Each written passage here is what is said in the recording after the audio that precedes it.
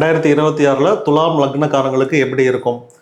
துலாம் லக்னம்னு வச்சுட்டிங்கன்னா 5ல் ராகு, 6ல் சனி, 11ல் கேது, 9ல் குரு. இந்த அமைப்புகளில் உங்களுக்கு 2026 ஸ்டார்ட் ஆகுது.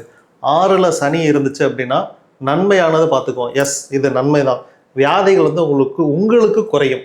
வியாதிகள் உங்களுக்கு, ஏன்னா சனி அப்படின்னாலே மந்தம், அது வந்து கடன், பகை, ரோகம் அப்படின்னு சொல்லுவாங்க. அதனால ரோகத்தில் சனி இருக்கும்போது, இந்த சனி குருவோட வீட்டில் இருக்கிறார், சனி நல்ல பொசிஷனில் இருக்கிறார், தீமையான பொசிஷனில் இல்லை. அதனால உங்களுக்கு இந்த துலாம் லக்னக்காரங்களுக்கு வியாதிகள் வராது. வந்திருந்தாலும் அந்த வியாதிகள் வந்து உங்களுக்கு குணமாகும்.